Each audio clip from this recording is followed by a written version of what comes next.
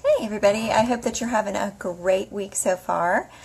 Today I want to continue to follow up on the Vacation with Vitality series. And even if you are not planning to do a major vacation this summer or this year, there are other opportunities to get refreshed with a day or 2 days off by staying at home and doing it correctly. You can staycation like a boss if you follow some tips. Now, sometimes people think it's hard to stay at home and actually get truly refreshed, but if you follow these tips, you actually can do it, and it will save you money. It will also save you your health and get rid of stress and rejuvenate you in many ways. It can even help you grow closer to the other members of your family if you do it correctly. So here are my tips this week for staycationing like a boss. Now, just like you're on a vacation, when you're staycationing from home, you want to make sure you balance out activity and rest. Depending on how much time you have, you want to research what it takes for you to feel refreshed the most. You might have time to do a little of both. You probably want to actually add in a little bit of both depending on what you normally do during your week to make sure that your body is getting moving and that you're getting some wellness-oriented activity in there, some stretching and moving a little bit. But if you have a very active week during your work time, you want to make sure most of your staycation is bent on relaxing. And even if you are sedentary, you do want to take some downtime mentally during your staycation. So decide what is most refreshing for you. What are some of the most life-giving activities that you can engage in? I personally love shopping. I love art. I love to read. These are all things that I can do within driving distance of my home. So I was able to do some really fun things when I staycationed over Memorial Day weekend. We didn't really go anywhere, but I went shopping. I gave myself time to unplug and relax. I got craft projects that I really enjoyed doing. They didn't feel like projects. They felt like a new type of art that I could engage in. So I really enjoyed taking the time to just mentally unplug from other things that I was normally doing. So know what things you can do within driving distance. Maybe you like to go fishing or go out on a boat or spend some time at a shore. You can make your own pseudo shore at home by filling a big tub of water or even a baby pool with salt water or a bathtub and just closing your eyes and putting on your favorite music and soaking your feet. You can actually enjoy some time that feels refreshing and unplugging. But the key is you have to unplug. You have to turn off your electronic devices for a while. Unplug the television, unplug the cell phone, just disconnect yourself from all of those things. It takes some time, but you have to unplug from electronics to turn off that part of your brain that is hyper-focused. Your brain gets trained too much using the wrong kind of brain waves. There are alpha waves, beta waves, and theta waves. And if you take some time to unplug from electronics, you're giving your body, your brain, time to actually unwind and rejuvenate, like a dream state in a sense. But that's what it takes to actually refresh your mind, your body, and your spirit when you're on a staycation, is unplugging for at least part of that time, at least for a few hours. You want to turn off your electronics. So in addition to turning off the electronics, which is really difficult for those of us who are really connected to our cell phones like it's another appendage, another thing that's difficult to resist the urge to do, but you must do in order to have a refreshing staycation, is to resist the temptation to fill that time with chores.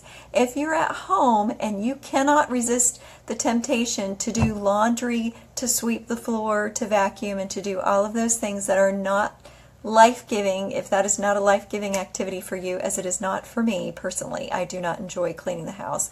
I like it clean, but I don't like cleaning it. So you may have to get away from your house for the day and go to a museum or go to a lake shore or go find a forest.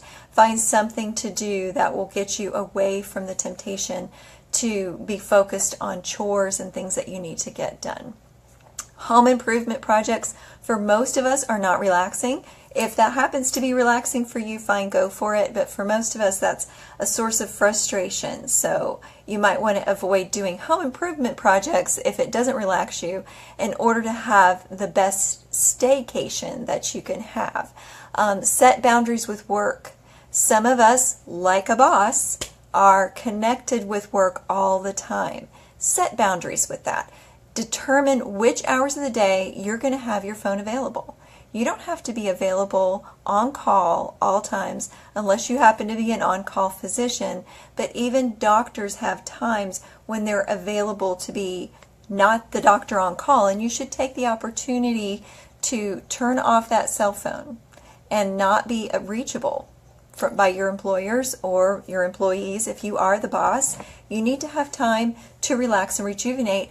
And then when it's time to check in with your email, maybe an hour during that staycation day, you can use that time to check in and see what needs to be followed up on at work. But limit that time. Limit it to a very small percentage of your staycation, or you won't feel rejuvenated. If you're working the entire time, you won't feel refreshed at the end of the day. You might as well have been at work all day. So, and the same goes for moms and dads who are always parenting. You want to find some time for each member of your family to do something that refreshes them and that they enjoy and that they're engaged in, so you aren't constantly managing members of your family during your relaxation time. So if you have kids at home, consider getting a sitter. It's cheaper than going on vacation. If you can't get a sitter, find a really engaging activity. And that doesn't necessarily have to be television. It could be your kids aren't going to die if they have a few hours of television. It's not something you want to have as a regular babysitting activity. But if it happens to be part of your vacation, it's not going to kill them.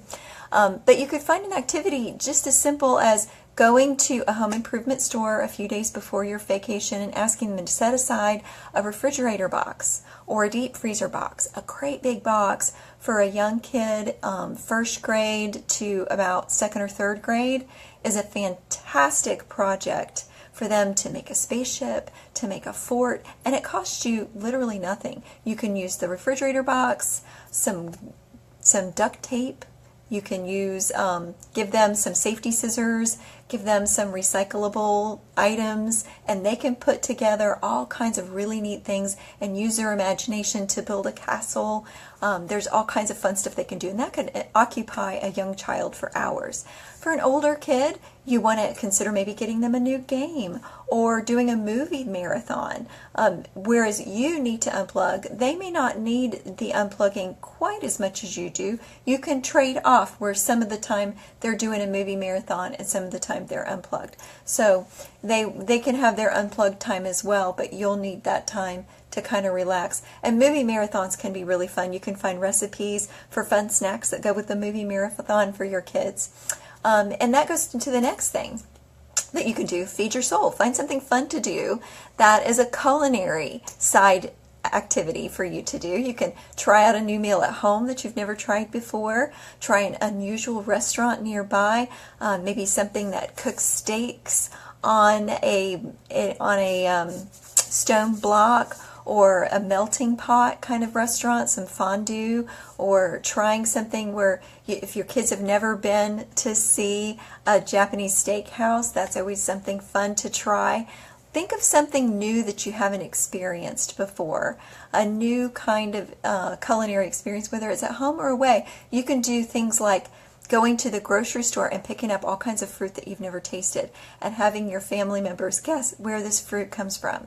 Does it come from India? Does it come from South America? Find all these different fun things to do. Anyway, potatoes. You can have a sundae bar where everybody builds their own sundae. You can have a cheese tasting tray where you go to a gourmet food store and find all different kinds of cheeses or chocolates that you've never tasted. You can even host an indoor picnic for your kids, or have them put on a dinner theater show and serve you and your spouse for a dinner theater. That might be something fun that you can do at home. Add aromatherapy to your staycation experience and make an in-home spa. You can soak your feet in a foot bath and get some heating pads. Maybe even if you have one of those things that you can lean against that rolls up and down your back or massages your back, you can do something like that. Use a facial mask and give yourself a day at home at the spa. You can trade shoulders rubs with your family members. And then as you're unplugging, use that opportunity to connect with family members. Read together, tell stories with each other, play cards, and play board games. That unplugged, old-fashioned kind of recreation can actually draw you closer with your family members that you may have never even tried doing before in those kinds of ways. So that can be fun. You can even get out old lanterns or fake the lanterns with flameless candles and enjoy an old-fashioned experience with your children. So consider adding some staycations to your calendar. They're less expensive and you can do more of them than you could a grand vacation. And share your favorite ways. When you get to my blog site at divineencouragement.com, share your favorite ways to relax and unwind with your family and with your kids at home.